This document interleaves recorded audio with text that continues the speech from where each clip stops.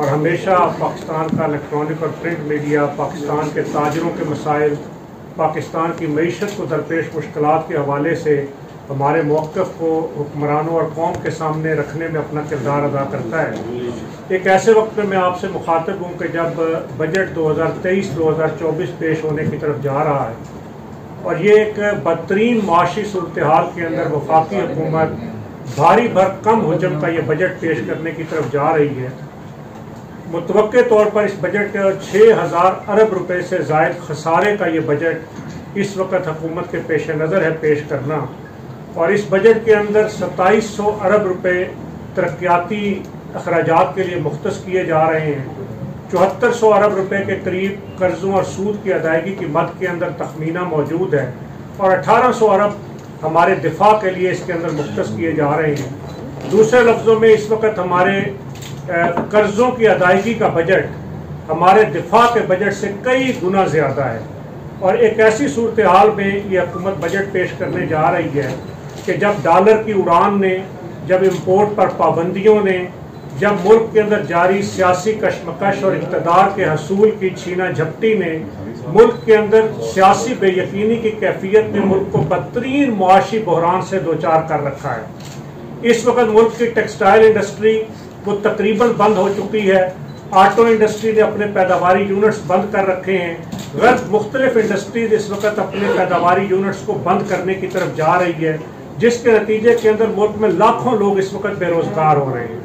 पाकिस्तान का छोटा ताजर इस वक्त अपने रोजमर्रा के अखराजात पूरे करने से कासर है, और एक ऐसे वक्त में हुकूमत ये बजट पेश कर रही है कि महंगाई के खिलाफ लाम मार्च करने वाली ये हुकूमत अब महंगाई के ऊपर मुजरिमाना खामोशी इख्तियार किए हुए है। ऐसे हालात के अंदर हम तवक्को और उम्मीद ये कर रहे थे कि वफाकी वज़ीर ख़जाना इसहाक डार वो पाकिस्तान के स्टेक होल्डर्स की मुशावरत के साथ इस बजट को तश्कील देंगे ताकि एक सरमाया दोस्त, एक ताजर दोस्त और एक आवाम को रिलीफ देने वाला बजट पेश किया जा सके। लेकिन मैं ये बात कहना चाहता हूँ कि ये एक फरमाइशी और नुमाइशी बजट के अलावा कुछ भी नहीं होगा, इसलिए कि इसहाक डार साहब के पास मईशत के स्टेक होल्डर्स के साथ बातचीत करने, उनकी तजावीज़ को कारपोरेट करने के लिए वक्त ही नहीं है। वो कहीं IMF के दर पर भीख मांगने के लिए, कहीं हमारे दोस्त मुमालिक से इमदाद हासिल करने के लिए, और फिर ब्यूरोक्रेसी की उसी रिवायती जमा तफरीक के अंदर मसरूफ हैं।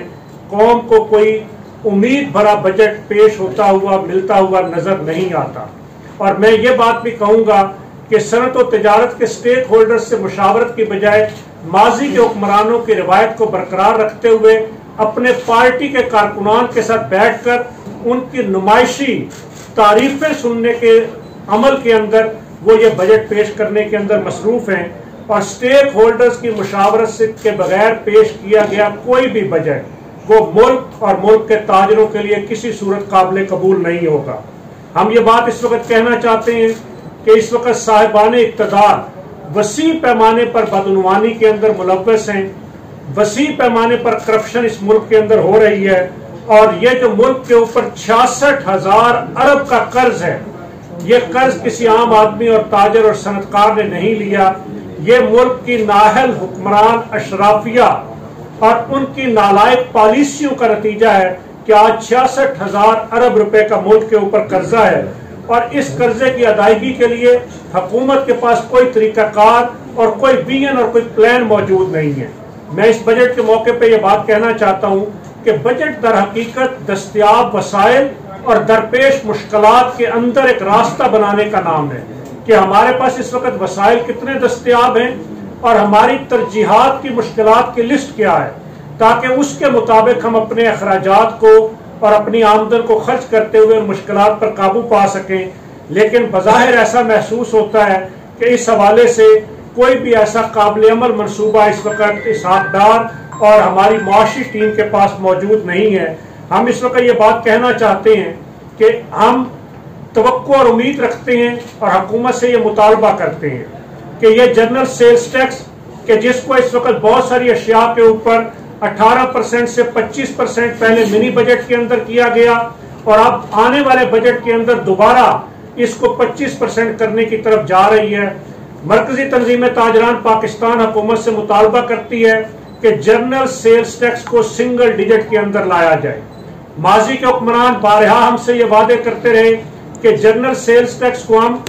9% और बतदरीज 7% तक लाएंगे, लेकिन जनरल सेल्स टैक्स के बढ़ने का दूसरा मतलब मुल्क के अंदर करप्शन और चोरी बढ़ने का रास्ता है, और उसके नतीजे के अंदर महंगाई का जो तूफान आता है वो आम आदमी को मुतासर करता है। इसलिए हम ताजरों के प्लेटफॉर्म से मुतालबा करते हैं कि जनरल सेल्स टैक्स को सिंगल डिजिट पर लाया जाए। इसी तरीके से हम इस बात का मुतालबा भी करना चाहते हैं कि इस बजट के अंदर डॉलर की उड़ती हुई कीमत को कंट्रोल करने का कोई मैकेनिज्म तश्कील दिया जाए, और शरह सूद जो इस वक्त 22 और 23% की हदों को छू रही है, 1% शरह सूद बढ़ने से हुकूमत को खुद 30 से 40 अरब रुपए का नुकसान होता है। लेकिन शायद हुक्मरान इस चीज को समझने से कासर है। वफाकी शरी अदालत भी इस बात का फैसला कर चुकी है कि मुल्क के अंदर आईने पाकिस्तान के तहत बतदरीज सूद का खात्मा किया जाएगा। ये जो 22-23% का कायबर रेट है, इसके ऊपर किसी कारोबारी आदमी के लिए कारोबार करना मुमकिन नहीं है। शरह सूद को दुरुस्त किया जाए। इसी तरीके से हम इस बात का मुतालबा भी करते हैं कि ये जो